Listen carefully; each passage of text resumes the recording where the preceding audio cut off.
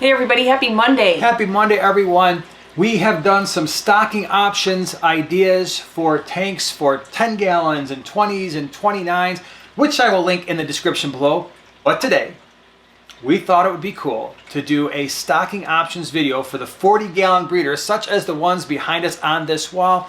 But as we've been doing recently, we're going to be doing this in a community type of tank where you can keep fish together. We're going to give you the ability to take fish from certain categories, combine them, and usually these fish combinations work out pretty well. Because we're getting into the larger tanks, we decided to break this one up into a few different options. What's our first one?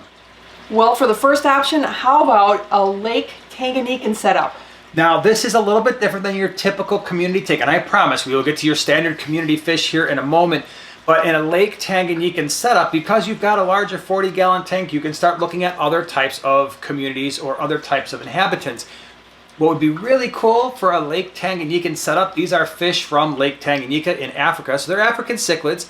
You could, option number one, is to get some shell dwellers, like multi-shell dwellers, or similis, and put maybe, let's say, 6 or 8 of those in the tank. Now, for those fish, part of that tank is going to have to be set up with some shells. The tank should have sand in it. Then, here's the cool option. You add in a bunch of rocks, and you put in some rock-dwelling cichlids. Now, you've got some favorites. Which one do you like? Well, I like the ornatus, the transcriptus are really cool. Yeah, these are some great fish. And again, these don't get very large. So the shell dwellers that we talked about, maybe inch and a quarter. The rock-dwelling cichlids, if you've got a little area with a bunch of rocks, yeah, those Julidochromis might top out about 3.5 or 4 inches, but they stay relatively skinny. They don't get very tall, so they're perfect for that 40-gallon breeder. So yeah, the ornatus, such cool fish. They get that yellow and black. The transcriptus have that checkerboard type of pattern. You could look at Neolamprologus leleupi. Those are really pretty fish. Now keep in mind, with this tank, we're not talking about a breeding setup. If these fish breed, you might see some fry survival, but for the most part, I don't think a lot of fry are going to survive, but we're just setting up a tank that's going to be cool to look at. So you got your shellies, you've got your rock dwellers. There's another fish in this group that I think would be pretty cool. Do you know what it is? Well, I know one I would pick. It's one of my favorites. Calvus. Yeah, the Calvus is a really cool fish. They look menacing. They've got that predatory type of shape. They take forever to grow, and when they do, they're going to max out right around 4 inches or so. But they are magnificent fish, and those fish would also fit in well with the other two. But again, just keep in mind, you're probably not going to see a lot of fry. So maybe the way we would set that tank up is you go with a half a dozen shell dwellers, maybe 6 to 8. You get your rock-dwelling cichlids. Now these you don't have to keep in a group. In fact, you can keep them individually, but I might try to max out my rock dwellers. So that's my Julidochromis, whether that's an ornatus or a transcriptus or the Neolamprologus leleupi, these long, more cylindrical fish that really enjoy the rock work. I might just do a few, right, maybe 4 each. And then maybe add about 4 or 5 Calvus and call it a day. And that would really give you an interesting 40-gallon setup. All right, for another species only, how about the Mbunas? You could pick one.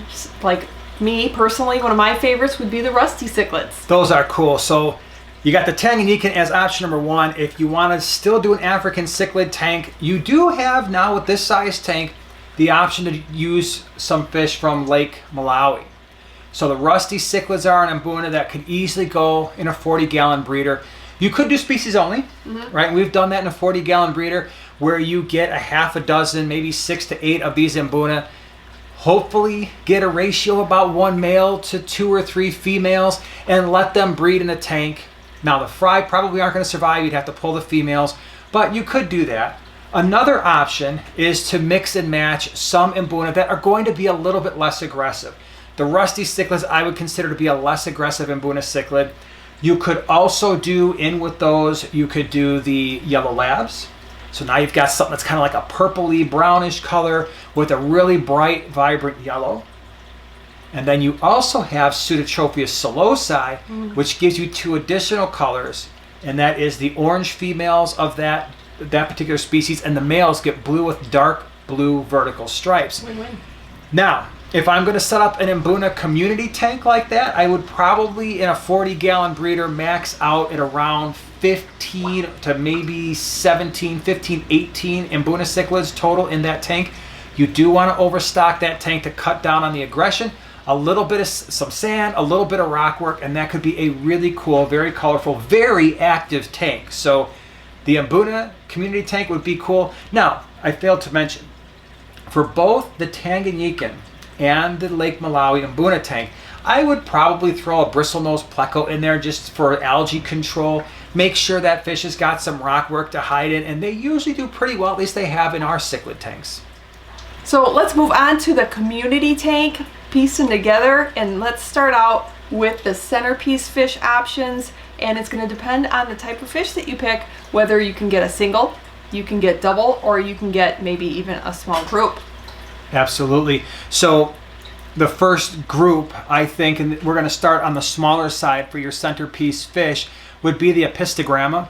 These are fantastic fish that show a ton of color. We may have recommended them in the past in some of the previous videos, but here with the 40-gallon breeder, this is one where you could potentially do more than a single pair. A pair certainly, and possibly a couple pairs, because if you plant the tank or put enough decorations, rocks, wood, so that they have kind of their own little areas, often you can keep multiple pairs in a 40-gallon breeder. So the Apistogramma, they come in so many different colors. You've got the, my favorite is the Panduro, you've got the Borellii, the Agassizii, the Cockatoides. So many options, so many cool colors, and these are fish that are really going to stand out for you in that 40-gallon breeder.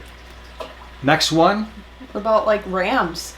Absolutely, the rams, very pretty. Lots of options there, everywhere from the German blue ram to the electric blue ram, the yellow ram. You've got the Bolivian rams. Again, with a tank this size, you could consider keeping more than one, maybe up to 4, understanding that with all cichlids, and that's what the Apistogramma are and the rams, you may have to make some adjustments later on if it's not working based on your setup. But for the most part, in a 40-gallon breeder, you tend to have more luck given that extra space. The other fish that would fit in with this, roughly this size, and still make a really great centerpiece fish are the Kribensis.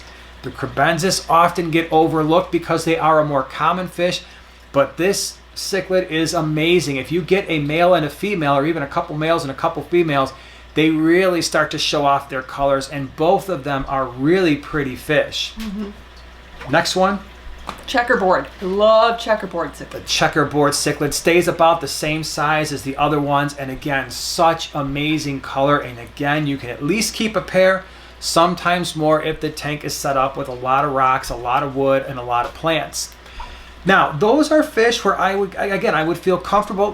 What you're doing here, just to be clear, is you're picking one type of centerpiece fish. So it's rams or cribs, or checkerboards, or the apistos. If you wanted to go a little bit larger for your centerpiece fish, here I would only recommend one, and this would be in place of the others. And the first one that comes to mind is the angelfish. Oh yeah. You could potentially keep more in a 40-gallon breeder, but to keep down on potential issues with aggression and possibly some breeding issues that come along later on, one really pretty angelfish can be a nice centerpiece of that 40-gallon tank. Well, and if you want to pick one centerpiece fish, and you're a sucker for gouramis like I am, why not a pearl gourami? The pearl gouramis have fantastic color, that iridescence, and they are one of those gouramis that get a little bit larger, but they're not as aggressive as your standard golds and your opalines and your blues, which can really be a bruiser inside of a tank. But the pearl gourami, not so aggressive, extremely beautiful fish, and again, for that single centerpiece fish, you're in good shape. So your choice when it comes to centerpiece is pick one of those fish that we recommended. Again, the smaller ones, cribs, apistos, checkerboards, the rams, you can pick multiples of those up to 4, but if you're going to do the gourami or the angelfish, we recommend just picking one of those and don't mix them all together. So next thing, next category, now that you've got your centerpiece figured out, we've got just our general community add-on fish, not quite at the schooling level yet, but these are fish that you can add on that are going to provide some personality and some color. What do you got? Well, lately I've really been liking, especially since they have re-entered our fish room, peacock gudgeons. Yeah, the peacock gudgeons are really cool fish. And again, I wouldn't call them schooling fish. They're not really a centerpiece fish in a 40-gallon breeder. They could be in a smaller tank, but you could definitely in a 40-gallon breeder keep somewhere between 4 to 6 peacock gudgeons and see some awesome color. They don't get very large, so you're looking at a fish that's going to top out right around maybe 1.75 inches or so. Males get kind of a nuchal hump. Both the males and the females have amazing color. The other option, so now we're picking one community type of fish. So you got your peacock gudgeons as option 1 to go with that centerpiece fish. Option number 2, you could in a tank this size look at swordtails. Now here, understand that swordtails can sometimes be a little bit more assertive, but at least we're giving them the space that they need.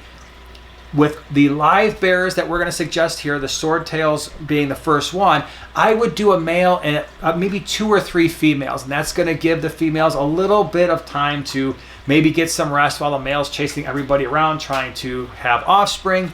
Understanding the offspring in this tank probably aren't going to survive, but there are a lot of cool swordtails out there. Now, what happens if you want to go with something like the Florida flagfish? Florida flagfish are great fish. For those who are not familiar with the Florida flagfish, they're about the size of a platy, but they have that really pretty iridescence to them. Again, these are fish that are going to be a little bit more assertive, but what's cool about them is not only can they make a nice community addition to that 40-gallon breeder, you get 3 or 4 of those, again, ideally a male with 2 or 3 females, they're going to eat green hair algae. And so a lot of times we, in our fish room, that's exactly what we use them for. We kind of disperse them as little workers throughout fish tanks that are starting to get too much green hair algae. They go in, they take care of it usually within a couple of days. Yeah. So another great choice would be mollies. Who doesn't love mollies? Absolutely. Mollies are cool. You get them all different kinds of colors. You can get them in different tail styles, lyre tail, the standards. We have black mollies in our fish room. There are Dalmatian mollies. There are all types. There are snow white mollies and yellows. They're really cool, just like the swordtails, just like the Florida flagfish. Get a male with 2 or 3 females, and that's going to add a lot of nice action to your tank. So again, what we're doing is we're picking one centerpiece. Now we're picking from that group of community. Now we've got the schooling fish. And we've got some cool options for you here as well. What do we got first? Well, first off, I would say if you're a fan of the rainbow fish, which I have joined the group of you, you could consider the dwarf neon rainbows or even the Selby's rainbows. Now these rainbows, what's nice about them is they still stay a little bit smaller. So we're not talking about the full-on Bosemani rainbows and these rainbows that can get 3 inches, 4 inches or so. The dwarf neon rainbows and the Selby's rainbows, they're going to stay closer to that 2-inch, 2.5-inch range, but a lot of action inside the tank. They're always going to be on the move. They provide a lot of color, and so that can be a really great addition. Now there are some tetras to consider for your schooling type shoaling fish. Here we can get into tetras that are a little bit larger. I really like the bleeding heart tetra. I know they're common, but the color is so nice. You get that nice dark kind of red area, and you still get that medium-sized tetra. Now here for these fish, for the schooling fish, we're recommending a total of about 12. Given the other fish that we're going to put in the tank, you can mix and match, but I wouldn't go any less than 6 of any one type. So stay right around 12. So you've got the rainbows. You could do 6 of each type of rainbow, or maybe you want to do 6 dwarf neon rainbows, maybe 6 of the bleeding heart tetras. What else we got? Well, you could do the Serpae Tetras or the Columbian Tetras. Yeah, those are both really great fish as well. Serpae Tetras get that really nice dark deep red. Yeah. The Columbian Tetras, they are really awesome. They kind of look a little bit like the dwarf neon rainbow, so I might not mix both of those unless you want that similarity there. But either way, you're getting a lot of nice options here. Again, pick a maximum of 12 from the schooling option. Don't do any less than 6 of any one type. You could do 12 of one type if you pick your favorite. And then as you look at the dynamics of the tank, and if you feel the tank is a little bit understocked because you pick a lot of the smaller fish, you can always make adjustments and add more later. So what if you want some fish that kind of hang around the top of the tank? How about hatchet fish, which I know you're a fan of? I love hatchet fish. And again, that's part of our schooling fish category where you can easily get a half a dozen. They're going to hang out right at the top of the tank. There are 2 types of hatchet fish primarily that you're going to find, the silver hatchets and the marbles. Both of them are great options. Both of them are going to give you more, like I said, more of that action at the top of the tank. Now, last category, and that is we've got to do something about our scavenger fish. And so here, this is another category where we've got some pretty cool options. First one. Well, Cory cats, and you have so many different options. There's dozens and dozens of options of Cory cats, anywhere from the Panda Cory to the Julie Cory, the orange lasers. There are so many cool Cory cats. For this particular category, when we're looking at our scavenger fish, I would pick, again, about 6 or so. I wouldn't do anything less than 6 of any one type. So you really are going to probably just pick one type of Cory cat, but do 6 of those. The other one is the Yoyo Loach. I really like the Yoyo Loach. And here you're getting a couple benefits. One, there are fish that are going to feed from the bottom of the tank like Cory cats would, but in place of the Cory cats, what you're getting with the Yoyo Loach is the fact that you might see some of those pest snails go bye-bye. So if you really start to think this through, it's like, okay, if I had my Florida flagfish taking care of, let's say, some green hair algae, I don't have to worry about that. I've got my Yoyo Loaches taking care of any snails that might sneak their way in with any live plants if you're into that sort of thing. So that could be pretty cool. You could do a half a dozen of those instead of the Cory cats. The last category is algae control. For here, I really like to deploy some bristlenose plecos. I know we've talked about them numerous times on the channel, but in a 40-gallon breeder, couple bristlenose plecos should be able to take care of most of your algae needs. Now, they will need to be fed. If you have no algae in the tank, please keep that in mind. But these are great fish, and again, lots of varieties. So those were some options for a 40-gallon breeder. Again, in the description below, I will put in the categories and how many you're picking from each category, as well as a ton of species profiles that you can learn more about the fish that we've talked about here.